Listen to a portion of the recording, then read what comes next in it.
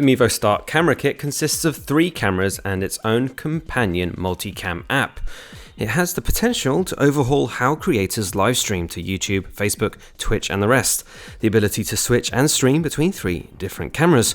Until now, that usually demands thousands of dollars of equipment, expertise, and probably a few extra people to control things. If you have a strong internet connection, some experience with live streaming, and at least a little bit of patience to get through the first few stages, Mevo's camera setup could very much change how you stream. Are you willing to make the leap from your camera, webcam, and PC to a single device setup? Let's take a closer look. So the Mevo Start itself is a pretty compact camera. It's been available for about a year now, and it's only these multi-camera features that have appeared in the last 6 months. The camera itself, yep, it's tiny, it's black, it's pretty unassuming, and you could probably slip it into your pocket. As you can already tell, we've only had a quick look at it, but yeah, it's a real fingerprint magnet on the sides. But the matte finish is grippy, and the power button on the side is also rubberized, making it easier to pick out, and you've got a battery readout there too. Lots of ports as well, which is kind of surprising on a tiny camera like this. The 3-pack itself consists of, well, 3 of them, as well as USB-C charging cables, and that's about it. You will need tripods, plural, you will need micro SD cards if you want to use that feature, and you will almost definitely need an external mic. I'm not going to dig too deep into the minutiae of image quality and audio quality, but I'm telling you, you really will need an external mic. The camera mics themselves will pick up everything. Everything.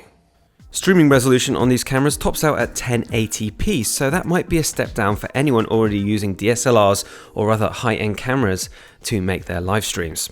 This is a bit of a shame because not only are we getting used to 4K, but that limits how you use the camera's other features. We'll get into the zoom later, but it's more of a crop, and that means if you're already starting with a 1080p stream, by the time you've cropped down anything more, you're starting to get a very grainy, not fantastic looking stream. But then the Start isn't a DSLR, this is versatility over specialization, and you can tell that this has been made from the ground up for streamers. To start with, just the lack of cables. I mean, this camera is running right now. You don't want to see it because it's just a big mess in my apartment. But all of these cameras can run on their own charge. They can be charged on that USB port I've already mentioned. They run through the Wi-Fi, they run through the power they already have, and they can apparently run for up to 6 hours, which is probably more than enough for most live streaming circumstances. And to be honest, I just like having less cables. It just makes anything I do with all these cameras less stressful. Other design considerations include a slight lip to the top of the camera lens, hoping to reduce lens flare. The threads on the bottom of the cameras are multi-threaded, meaning they can attach to different types of stands, which is another welcome sight. So you've got the cameras, how to get started. Well, first you'll need to download that companion multicam app. There's also a separate Mevo app just for single cameras, and there's another app for the mic controls, which you don't seem to be able to use for this multicam setup. Yeah, it continues to get confusing from here. Strap in. Once you have the app, you then need to connect it to each camera, which is an exercise in frustration. For whatever reason, these cameras just don't like to be connected to a phone, at least not at the initial stages. Once you eventually get them connected, you'll then almost definitely have to download a pretty lengthy firmware update. For me, this led to a frustrating loop of cameras being detected and trying to corral it into a firmware update before it suddenly disappeared again from the Bluetooth ether. But before I relive that horror, what else is the Mevo Start capable of? Within the settings, again accessed through the app, you can set up an auto director mode that will switch between the cameras. Of course, you can still manually do it by tapping on your phone, but if you're already on the live stream, you don't want to really be seen tapping away at your phone to get that sweet angle.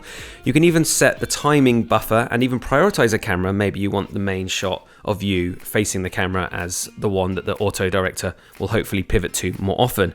It's these kind of elegant touches that elevate a simple stream into something a little bit slicker. You can also crop the video on each camera, helping to cut out, say, a messy corner of your apartment, or just offer up a closer look at whatever you're cooking or crafting. In the same settings menu, you can also adjust the degree of latency. High latency means that your feed will be held up a little longer before it's streamed to viewers, ensuring, hopefully, a more consistent connection and a better quality video feed. There's also a low latency option if you're extremely confident in your own web connection. This means it's got a far more reduced time lag between when you record and when your viewers see it. Beyond the streaming parts, you can also fine-tune the cameras as well. There are settings for outdoor lighting as well as a HDR mode, which would be useful in very bright settings or obviously very dark settings. There are also profiles for vivid or even black and white if you really kind of want to shake up the aesthetic of your live stream. What's also very cool to see here, if a little bit basic, is the ability to add overlays, that's like text or images, to your live stream as it's broadcast. It's a very nice way to, again, elevate whatever your live stream is trying to show. This means you can add text to label things.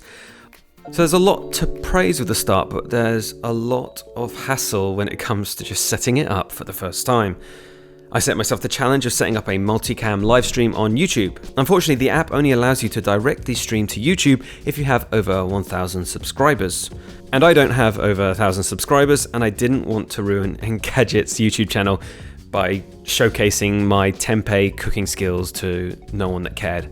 So instead, you need to use real-time messaging protocol to connect the app to YouTube. When you feel like you've neatly aligned up all your camera angles and your connection is looking stable, you can tap the live button on the app. This will take you through to the live stream options, including YouTube, Facebook, and Vimeo. The RTMP option, by the way, is all the way to the right of all those options, and almost impossible to spot if you're using an iPhone or an Android device and not a bigger screen like an iPad. That was the first hurdle. And yes, you can technically set everything up on one single device, on your iPhone, on your Android phone, but I suggest having a laptop or something else internet connected nearby for setting up your stream on YouTube, as you may find yourself flitting between a web browser needed to tinker with YouTube settings that the app doesn't offer and the Mevo multicam app, and you'll be doing this a little bit too much.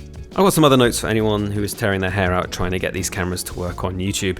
Server URL and stream URL are very different things, don't mix them up. And don't expect your live stream to go instantly live as soon as you tap the button.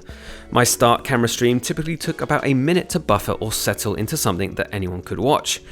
However, what's frustrating is that YouTube Studio's interface still shows a buffering window regardless of whether your stream is live or not. I would have to check the shareable link to the stream to check if I was even broadcasting anything. The live labels on the Mevo app itself were inaccurate.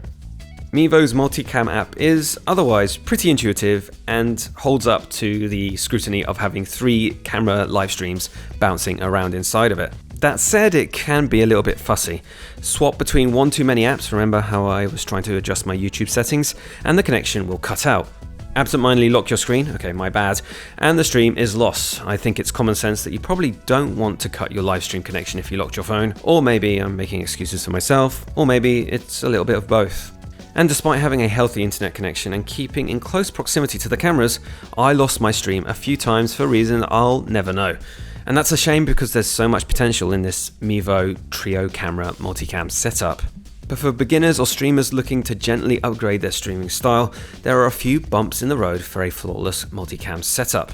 Mevo does offer a glimpse at an effortless solution. It's definitely streamlined many of the processes, and the jack of all trades specs means that this could be the ideal setup for upgraded live music streams, community projects, or simply adding polish to a slightly staid live stream. You will have to consider consistency though. My experience has been mixed, but others have fared better. There's a vibrant user community across both Facebook and Reddit. Hopefully there's a future Mevo multicam setup in the works that is easier to set up and a little bit more stable.